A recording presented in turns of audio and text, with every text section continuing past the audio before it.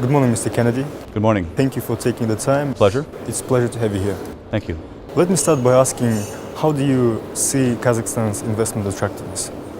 Yeah, I think the government has been focused on foreign direct investment for years, specifically in terms of creating a simpler, cleaner, transparent environment, regulatory side, tax side, legal side. And I think that those efforts have been very successful. So I guess the short answer is the climate is very open, and more importantly, it continues to be more and more open. I guess a good proxy of that is the World Bank's Ease of Doing Business survey for 2010. There have been some great gains that Kazakhstan has had in terms of tax transparency, SMEs, in terms of how they can start and get developed.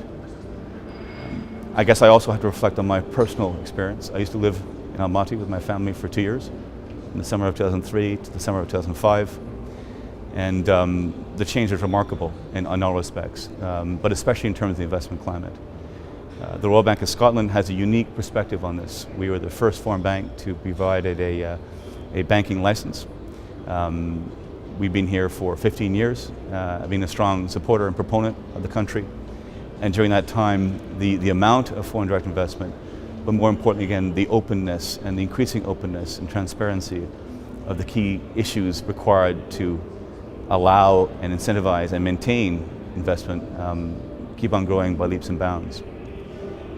I think there are two main things you have to have before people start knocking your door as a country. The first is political stability, and clearly the recent presidential elections have only reinforced the political stability of the country.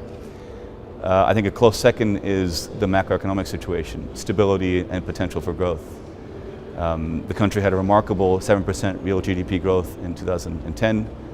It looks to be on the route for a 5% growth this year. Record reserve balances, $70 billion between the National Oil Fund and the National Bank. Record current account budget surplus. Kazakhstan, unfortunately, is in good company on the inflation side, so I think that's an issue that the country will deal with. But clearly, from a macroeconomic perspective, the current situation and future situation look remarkably stable and strong. So I guess I should have started by saying the investment climate remains very strong, and it continues to grow. My next question would be then, with so much experience in this country, where do you see the opportunities for investment in Kazakhstan? Yeah, there's a double-edged sword in everything in life. So if you look at the growth, as I mentioned, on the current account budget perspective, 90% of the exports of the country are in commodities, roughly 40% oil and gas, 40% metals and mining, 20% in agriculture, which is not a bad thing, clearly. We all have to play to our strengths. But it does reflect the need for modernization. It does reflect the need for diversification, which is a theme that we'll see today in the Foreign Investors Council, and it's been a theme of President Nazarbayev ever since I've been involved in Kazakhstan. There are plans, clearly modernization plans for 2020.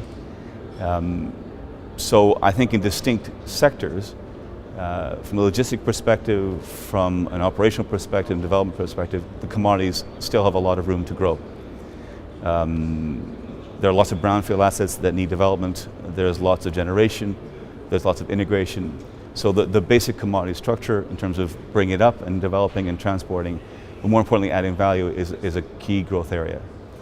Kazakhstan has a luxury of geography. Some would see Russia and China, the proximity of these large, emerging, powerful economies as a threat. I would suggest it's a fantastic opportunity. I think certain manufacturing and certain financial services continue to be very attractive for this country. And I think from a population perspective, demographic perspective, and the technology of the country that is quite advanced, some retail and consumer durables are also attractive. My last question would be, Mr. Kennedy, as a banker, how do you assess the current position of Kazakhstan banking system, and to what extent Kazakhstan government measures, anti-crisis measures, were effective in supporting banking sector? Yeah, I think we can't downplay the banking crisis that what happened in 2007 in Kazakhstan. But the most important issue was the government took very decisive, clear measures, and more importantly perhaps countermeasures to deal with them. Kazakhstan's banking crisis came before the global banking crisis. When that latter crisis hit, the countermeasures that I spoke to really helped Kazakhstan weather the storm. So there's no issue of stability. That is in place entirely. The issue is growth. If you look at the banking sector in terms of net assets, there's not much growth happening right now. But there's great liquidity. The senior management of the banks here are very strong. There clearly remains an issue in terms of some cleanup on some of the non-performing loan issues. So clearly there's stability. I think there is still some issue and concern with getting the banking sector lending again. But under the stewardship of the National Bank of Kazakhstan, the government, I think those issues will be dealt with very, very swiftly. So it's clearly a growth story, and it has been for years, and it will continue to be. Thank you very much for your time. It's been a pleasure talking to you. Thank you, Rustam.